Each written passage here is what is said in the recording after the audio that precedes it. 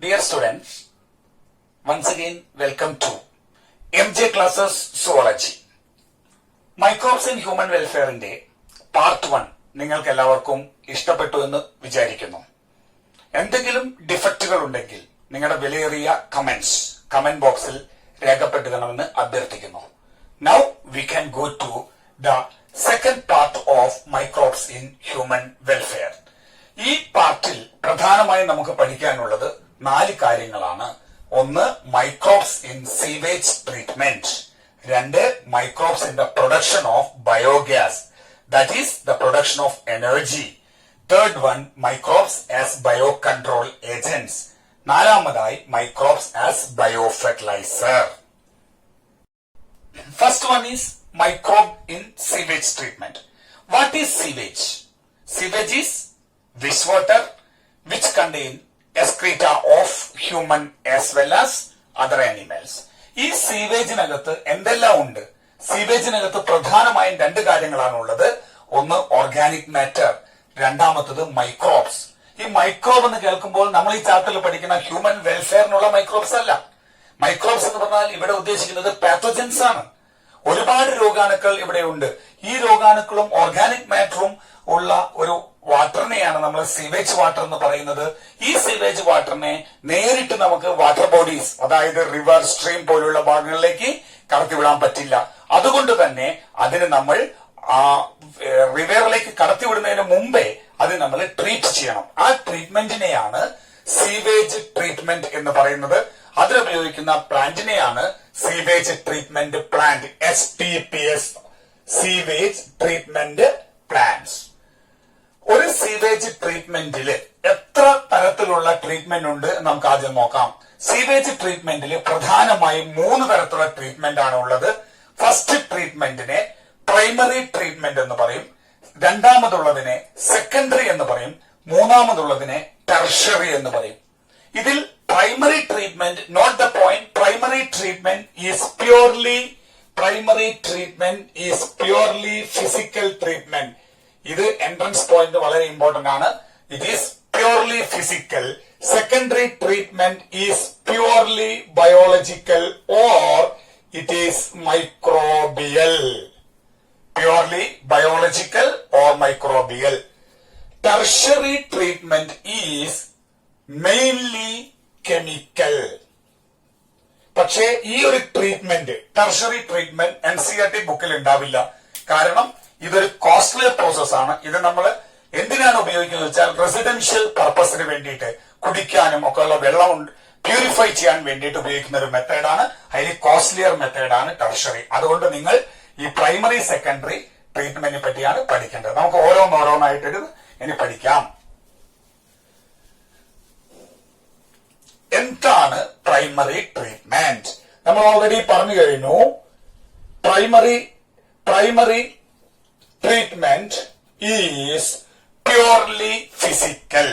Physical എന്ന് പറയുമ്പോൾ അതിനകത്ത് 2 പ്രോസസ്സാണ് നടക്കുന്നത്, 2 എണ്ണം. ഒന്നാമത്തത് filtration. First one is filtration. Second one is sedimentation. These are the 2 processes in primary treatment, physical treatment. First one is filtration. എന്താണ് ഫിൽട്ടർ ചെയ്യുക? Normally floating debris are filtered out. ബാക്കി വരുന്ന ആ വസ്തുവിനെ നമ്മൾ സെഡിമെന്റ് ചെയ്യുന്നു. ഇപ്പൊ നിങ്ങളുടെ ടെസ്റ്റിനകത്ത് ഗ്രിറ്റ് എന്നൊരു വാക്ക് കാണാം. അതായത് പെബിൾസ്, സോയിൽ പോലുള്ള സ്റ്റേബിൾ പാർട്ടിക്കിൾ നമ്മൾ സെഡിമെന്റ് ചെയ്യുന്നു. ഈ 2 പ്രോസസ് മാത്രമാണ് പ്രൈമറി ട്രീറ്റ്മെന്റ് ഉള്ളത്. അതുകൊണ്ടാണ് അത് പ്യൂർലി ഫിസിക്കൽ എന്ന് പറയുന്നത്. രണ്ടാമത്തെ പ്രോസസ് സെക്കൻഡറി ട്രീറ്റ്മെന്റ് ആണ്. സെക്കൻഡറി ട്രീറ്റ്മെന്റ് കുറച്ച് കോംപ്ലിക്കേറ്റഡ് പ്രോസസ് ആണ്. സെക്കൻഡറി ട്രീറ്റ്മെന്റിലാണ് നമ്മൾ മൈക്രോബിനെ ഉപയോഗിക്കുന്നത്. അതുകൊണ്ടാണ് നമ്മൾ ഈ ചാപ്റ്ററിൽ ഇത് പഠിക്കുന്നതും ഇതൊരു ബയോളജിക്കൽ പ്രോസസ് എന്ന് പറയുന്നതും. Secondary treatment purely biological. ഇത് മുമ്പേ സെക്കൻഡറി പറയുന്ന ഒരു കാര്യം ഞാൻ പറഞ്ഞോട്ടെ. പ്രൈമറി ട്രീറ്റ്മെന്റിൽ നമ്മൾ സെഡിമെന്റ്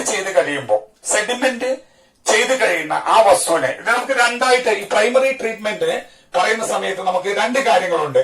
ഇവിടെ കുറച്ച് കാര്യങ്ങൾ സെഡിമെന്റ് ചെയ്യും. ഈ സെഡിമെന്റ് ചെയ്തതിനെ നമ്മൾ പറയുന്ന പേരാണ് primary sludge.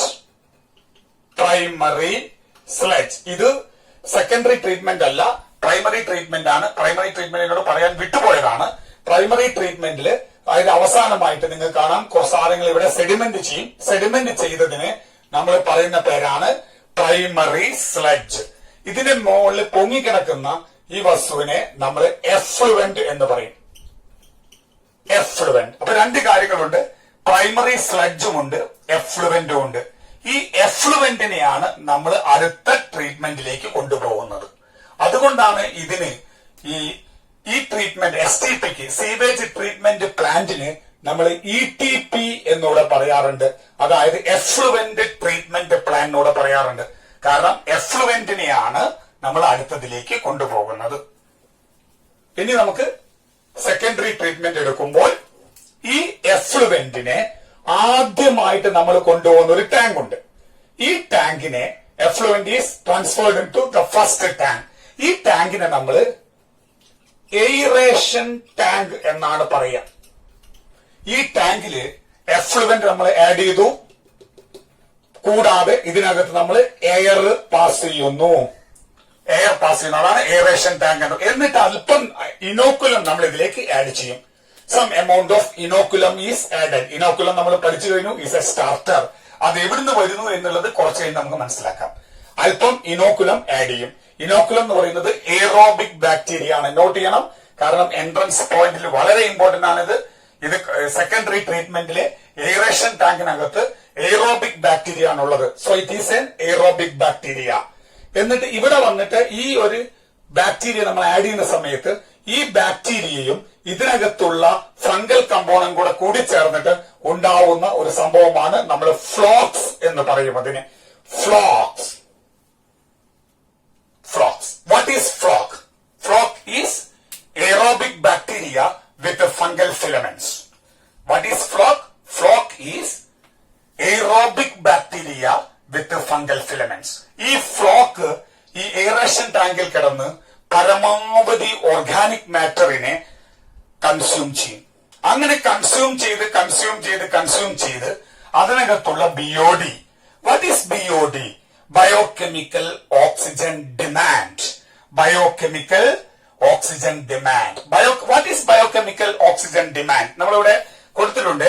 BOD is the amount of oxygen that would be consumed if all the organic matter in 1 liter of the water were oxidized by the bacteria or the microbe. എന്താണ് അതിനർത്ഥം?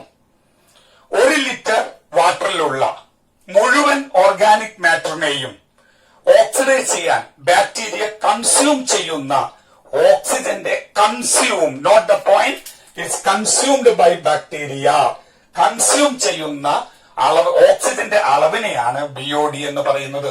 BOD is directly proportional to pollution ആണ്. BOD കൂടിയാൽ pollution കൂടും, BOD കുറഞ്ഞാൽ pollution കുറയും. അപ്പൊ ഇവിടെ എന്താ സംഭവിക്കുന്നത് വെച്ചാൽ ഈ ഒരു എയറേഷൻ ടാങ്കിൽ വെച്ച് ഫ്ലോക്സ് പരമാവധി ഓർഗാനിക് മാറ്ററിനെ കൺസ്യൂം ചെയ്യുമ്പോൾ ഈ വാട്ടറിനകത്തുള്ള BOD കാര്യമായ രീതിയിൽ considerable amount of BOD is reduced. അങ്ങനെ റെഡ്യൂസ് ചെയ്യുന്ന സമയത്ത് ഈ വാട്ടറിനെ നമ്മൾ രണ്ടാമത്തെ ടാങ്കിലേക്ക് വിടും. ഈ ടാങ്കിന്റെ പേരാണ് സെറ്റിൽമെന്റ് ടാങ്ക്. Settlement tank. എന്തുകൊണ്ടാണ് ഇങ്ങനെ പറയുന്നത് നിങ്ങൾക്ക് ഇവിടുന്ന് മനസ്സിലാവും. കുറച്ച് കഴിഞ്ഞാൽ നിങ്ങൾക്ക് മനസ്സിലാവും. ഇവിടെ നമ്മളിപ്പം ഇതിനെ, ഈ ഫ്ലോക്സ് ഉള്ളതിനെ നമ്മൾ എങ്ങോട്ട് മാറ്റി? സെറ്റിൽമെന്റ് ടാങ്കിലേക്ക് മാറ്റി. സെറ്റിൽമെന്റ് ടാങ്കിൽ വെച്ചിട്ട് ഈ ബാക്ടീരിയൽ ഫ്ലോക്സ് സെറ്റിൽ ചെയ്യും. സെറ്റിൽമെന്റ് ടാങ്കിൽ ബാക്ടീരിയൽ ഫ്ലോക്സ് സെറ്റിൽ ചെയ്യും. സെറ്റിൽ ചെയ്തിരിക്കുന്ന ഈ ബാക്ടീരിയൽ ഫ്ലോക്സിനെയാണ് ഈ flocs, not bacterial flocs, the flocs bacteria with fungus, അതിനെയാണ് നമ്മൾ എന്ത് പറയുന്നത്? ആക്ടിവേറ്റഡ് സ്ലഡ്ജ് എന്ന് പറയും. രണ്ട് പേരുകളാണ് നിങ്ങൾ പഠിച്ചത്. ഒന്ന് ആക്ടിവേറ്റഡ് സ്ലഡ്ജ് എന്നാണ് നമ്മൾ അതിനെ പറയുന്നത്. Activated sludge. ഇപ്പൊ രണ്ടാമത്തെ ടാങ്ക് സെറ്റിൽമെന്റ് ടാങ്ക്. അവിടെ വെച്ചിട്ട് ഈ ബാക്ടീരിയൽ ഫ്ലോക്സ് സെറ്റിൽ ചെയ്യും. ആ സെറ്റിൽ ചെയ്തിരിക്കുന്ന ബാക്ടീരിയൽ ഫ്ലോക്കിനെയാണ് ആക്ടിവേറ്റഡ് സ്ലഡ്ജ് എന്ന് പറയുന്നത്. ഈ ആക്ടിവേറ്റഡ് സ്ലഡ്ജിന്റെ ചെറിയൊരു ഭാഗമാണ് നമ്മൾ നേരത്തെ ഇനോക്കുലമായിട്ട് ട്രാൻസ്ഫർ ചെയ്തത്. ബാക്കി വരുന്ന ഒരു enormous amount of this activated sludge is transferred into the last tank of this treatment. ആ ടാങ്കിനെ നമ്മൾ സ്ലഡ്ജ് ഡൈജസ്റ്റർ, പേര് തന്നെ നിങ്ങൾക്ക് അറിയാം എന്താന്ന്. സ്ലഡ്ജിനെ ഡൈജസ്റ്റ് ചെയ്യുക. സ്ലഡ്ജ് ഡൈജസ്റ്റർ എന്ന് പറയുന്ന മറ്റൊരു മൂന്നാമത്തെ ടാങ്കിലേക്ക് മാറ്റും. ഈ ടാങ്കിന്റെ പ്രത്യേകത എന്താന്ന് വെച്ചാൽ ഇതൊരു എനൈറോബിക് ടാങ്ക് ആണ്.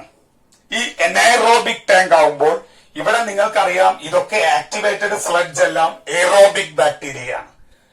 ഇത് നേരെ നമ്മളെ സ്ലഡ്ജ് ഡൈജസ്റ്റർ എന്ന അനൈറോബിക് ടാങ്കിൽ എത്തുമ്പോൾ അവിടെ വെച്ച് ഓക്സിജന്റെ അഭാവത്തിൽ, ആബ്സെൻസ് ഓഫ് ഓക്സിജനില് അനോക്സിയ കാരണം ഈ ഫംഗൽ കമ്പോണന്റും അതുപോലെ തന്നെ ബാക്ടീരിയയും ഫ്ലോക്കുകൾ വേർപെടും.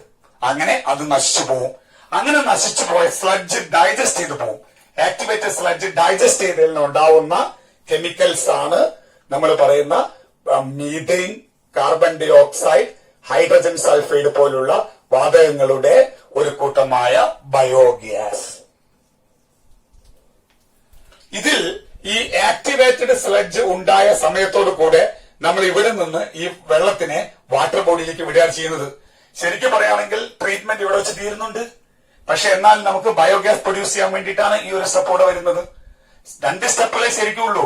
ആദ്യത്തെ സ്റ്റെപ്പിൽ എയറേഷൻ ടാങ്കിൽ, രണ്ടാമത്തത് സെറ്റിൽമെന്റ് ടാങ്ക്. സെറ്റിൽമെന്റ് ടാങ്കിൽ വെച്ചിട്ട് ആക്ടിവേറ്റഡ് സ്ലഡ്ജ് ആയിട്ട് സെറ്റിൽ ചെയ്ത് കഴിഞ്ഞാൽ ഉണ്ടാകുന്ന വെള്ളത്തിന്റെ BOD കുറഞ്ഞ വെള്ളമാണ് വാട്ടർ ബോഡിയിലേക്ക് തിരിച്ചുവിടുന്നത്. എന്നാൽ അതിനുശേഷം നമ്മൾ വീണ്ടും അതിനെ സ്ലഡ്ജ് ഡൈജസ്റ്ററിലെത്തി എല്ലാ എയറോബിക് ബാക്ടീരിയയെയും നമ്മൾ നശിപ്പിച്ച്, അതായത് ഡൈജസ്റ്റ് ചെയ്തിട്ട് അതിനകത്തുനിന്ന് ബയോഗ്യാസ് പ്രൊഡ്യൂസ് ചെയ്യാണ്. What is biogas?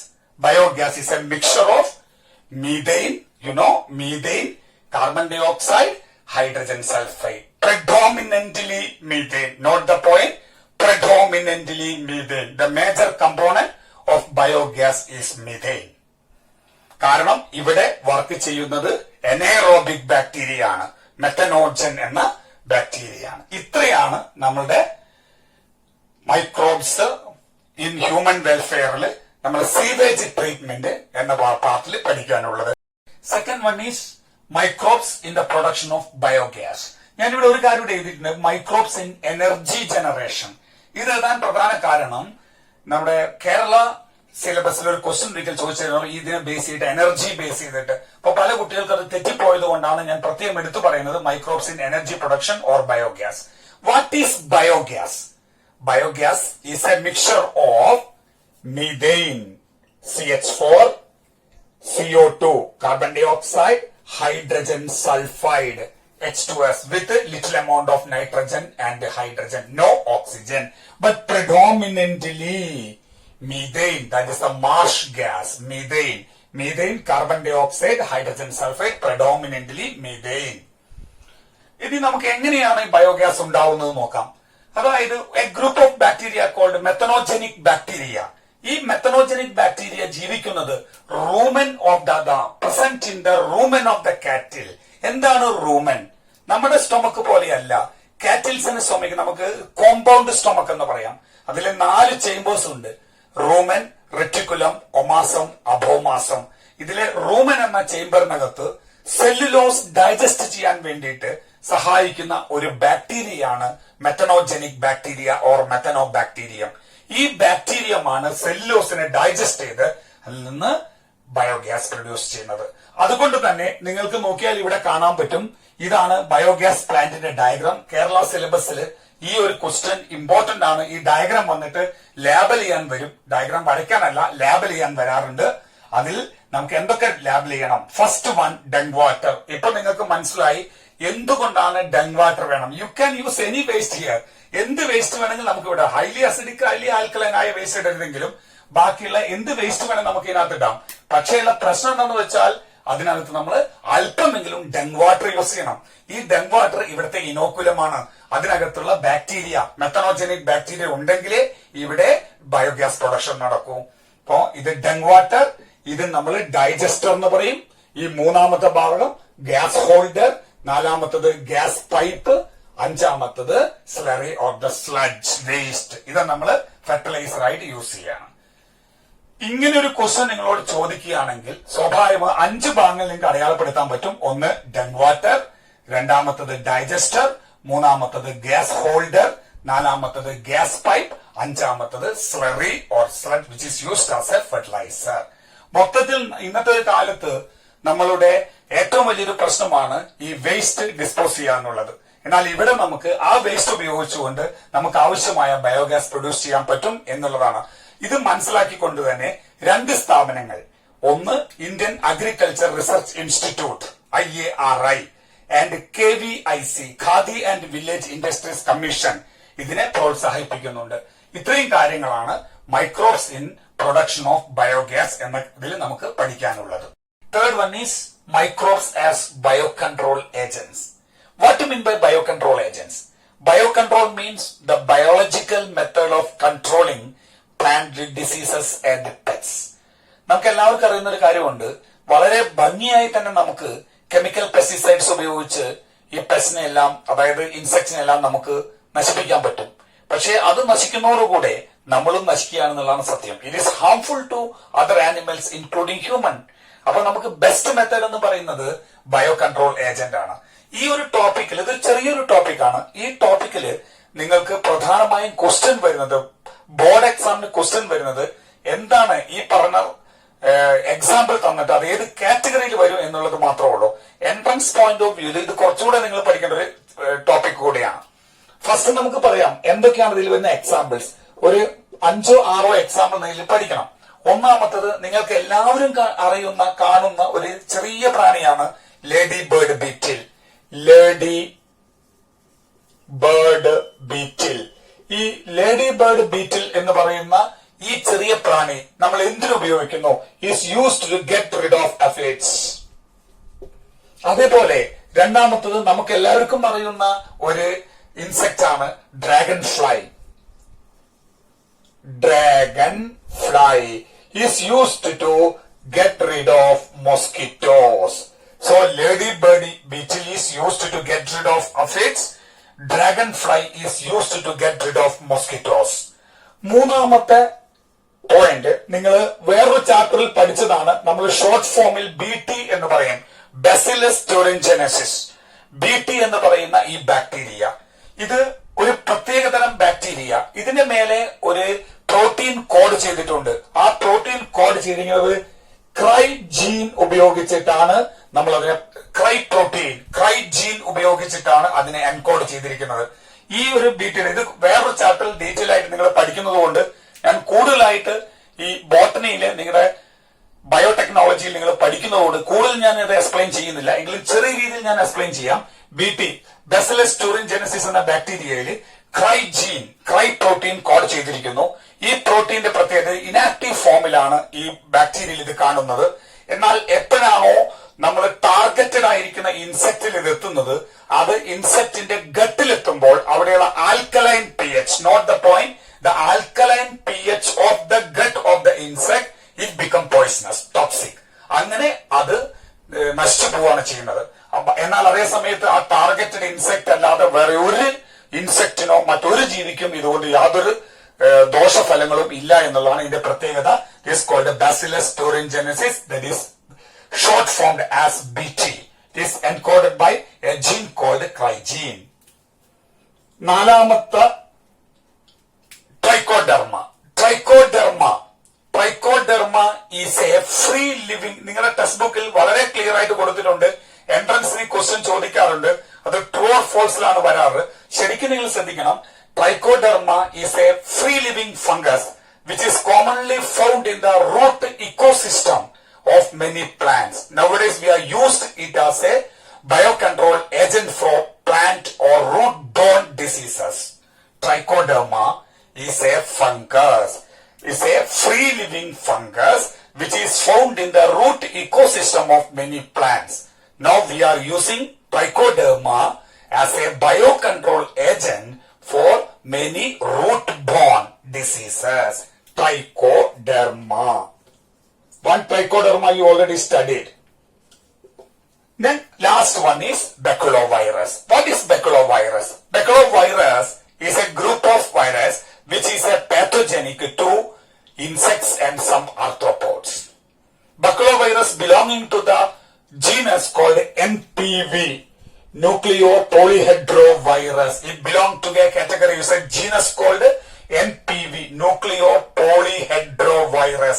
It is a species specific narrow spectrum application, insecticidal application. It is targeted to only the species, not to other species. അതാണ് അതിന്റെ പ്രത്യേകത. ഒരു സ്പീഷീസിനെ മാത്രമേ ഇത് ആക്രമിക്കൂ, എന്നാൽ അതേ മറ്റു സ്പീഷീസിനെ അത് ആക്രമിക്കുന്നില്ല. So it is very much essential. That means the bio control agents are very much essential in IPM. What is IPM? Integrated pest management. നമുക്ക് യൂസ്ഫുൾ ആയിട്ടുള്ള അല്ലെങ്കിൽ നമുക്ക് ദോഷം ചെയ്യാത്ത ഇൻസെക്ടിനെ നിലനിർത്തിക്കൊണ്ടും ദോഷമുള്ളതിനെ നശിപ്പിച്ചുകൊണ്ടും നമുക്ക് ഈ ഒരു ബയോ കൺട്രോൾ ഏജന്റ് ഉപയോഗിച്ച് ഇന്റഗ്രേറ്റഡ് പെസ്റ്റ് മാനേജ്മെന്റ് സിസ്റ്റത്തിൽ നമുക്ക് വർക്ക് ചെയ്യാൻ പറ്റും. അപ്പൊ ഇന്റഗ്രേറ്റഡ് പെസ്റ്റ് മാനേജ്മെന്റ് ഉപയോഗിക്കുന്നത് ബയോ കൺട്രോൾ ഏജന്റ് ആണ്. This is everything about microbes as bio control agent. Next one is the fourth one is microbes as bio fertiliser. What is a fertilizer? You know, fertilizer is a substance which will enhance the nutrient quality of the soil. Normally we are using chemical fertilizers. നമുക്ക് എല്ലാവർക്കും അറിയുന്നതാണ് chemical fertilisers നമ്മൾ ഉപയോഗിക്കുമ്പോൾ അത് ഒരുപാട് ഗുണം ചെയ്യുന്നുണ്ട്. പക്ഷെ അതേപോലെ തന്നെ കെമിക്കൽ ഫെർട്ടിലൈസർ കൊണ്ട് ഒരുപാട് ദോഷങ്ങളുണ്ട്. പ്രത്യേകിച്ച് വാട്ടർ പൊല്യൂഷൻ, സോയിൽ പൊല്യൂഷൻ പോലുള്ള കാര്യങ്ങൾ അതിന്റെ ഫലമായിട്ടാണ് ഉണ്ടാവുന്നത്. അതുകൊണ്ട് തന്നെ നമ്മൾ ബയോ ഫെർട്ടിലൈസേഴ്സ് ഉപയോഗിക്കുന്നു. ഈ ബയോ ഫെർട്ടിലൈസേഴ്സിന്റെ പ്രത്യേകത, bio fertilisers, what is bio fertiliser? Bio fertiliser is an organism which enrich the nutrient quality of the soil. അങ്ങനെ ബയോ ഫെർട്ടിലൈസർ ഉപയോഗിച്ചിട്ടുള്ള ഫാമിങ്ങിനെയാണ് നമ്മൾ ഓർഗാനിക് ഫാമിംഗ് എന്ന് പറയുന്നത്. എന്തൊക്കെയാണ് ബയോ ഫെർട്ടിലൈസർ? പ്രധാനമായും 3 ബയോ ഫെർട്ടിലൈസേഴ്സ് ആണ് നമ്മൾ കാറ്റഗറിയാണ് യൂസ് ചെയ്യുന്നത്. ഒന്നാമത്തത് ബാക്ടീരിയ. ഇവിടെയും ക്വസ്റ്റ്യൻ ചോദിക്കുന്നത് ഈ കാറ്റഗറി തന്നിട്ട്, ഈ എക്സാമ്പിൾ തന്നിട്ട് ഇത് ഏത് കാറ്റഗറിയിൽ വരുന്നു എന്നുള്ള രീതിയിലാണ് വരിക. ഒന്നാമത്തത് bacteria. There are 3 sources of biofertilizers. One is called bacteria. Second one is called cyanobacteria.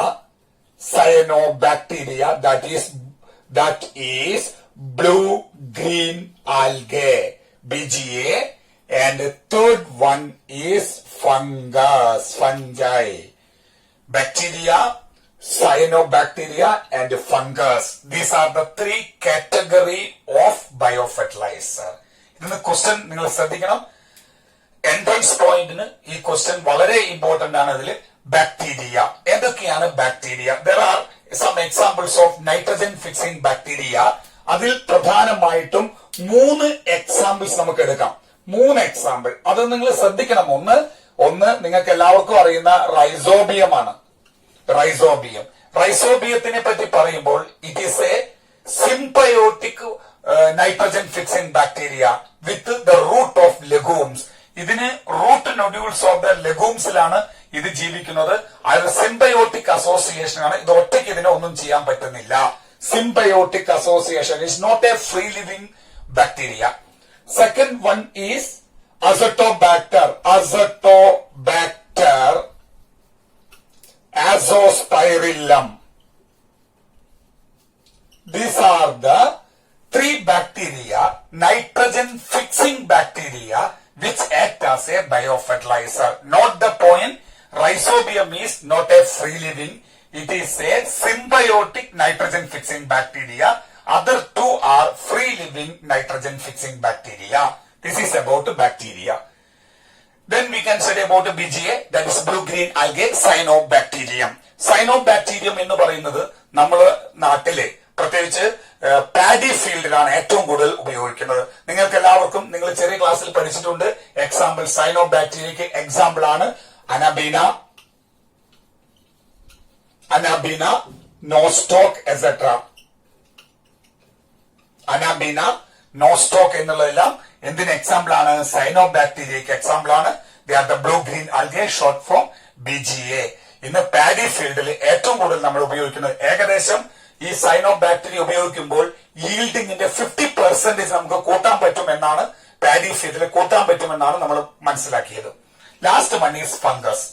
Fungus is in association, symbiotic association with root of plants. അത് നമ്മൾ പറയുന്ന ഒരു പേരാണ് മൈക്കോറൈസ. മൈക്കോറൈസ, ഈ മൈക്കോറൈസ എന്ന് പറയുന്നത് ഈ ഫംഗൽ കമ്പൗണ്ട്, ഇതൊരു സിംബയോട്ടിക് അസോസിയേഷൻ ആണ്, നമ്മൾ പഠിച്ചു കഴിഞ്ഞു. ഇതിൽ സിംബയോട്ടിക് അസോസിയേഷൻ ആവുമ്പോൾ ഇതിലെ ഫംഗൽ സിംബയോണ്ടിന്റെ ഫംഗ്ഷൻ എന്തൊക്കെയാണ് ഈ ഫംഗസ് പ്ലാന്റിന് ചെയ്തു കൊടുക്കുന്നത്? ഇതൊരു ഇമ്പോർട്ടന്റ് ക്വസ്റ്റ്യൻ ആണ്.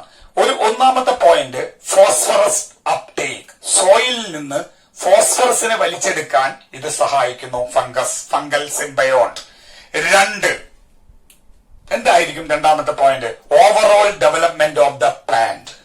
മൂന്നാമത്തത്, it will help to withstand drought and salinity conditions. ഈ വരൾച്ചയിലും അതുപോലെ തന്നെ സലൈനിറ്റിയിലും പ്ലാന്റിനെ പിടിച്ചു നിൽക്കാൻ സഹായിക്കുന്നു. അതേപോലെ തന്നെ റൂട്ട് ബോൺ ഡിസീസിനെ കൺട്രോൾ ചെയ്യുന്നു. ഇത്രയും കാര്യങ്ങൾ നമുക്ക് ഈ ഫംഗസ് ആർക്ക് ചെയ്യുന്നുണ്ട്? മൈക്കോറൈസയിൽ ചെയ്യുന്നുണ്ട്. അപ്പം സാധാരണയായിട്ട് മൈക്കോറൈസ എന്താണെന്ന് മനസ്സിലാക്കുക. Fungus and the association of the fungus and root of plant ആണ് മൈക്കോറൈസ എന്ന്. ഇത്രയും കാര്യങ്ങളാണ് നിങ്ങളെ NCERT ബുക്കിലുള്ളത്. പക്ഷെ ഒരു കാര്യം കൂടെ നിങ്ങൾ മനസ്സിലാക്കണം.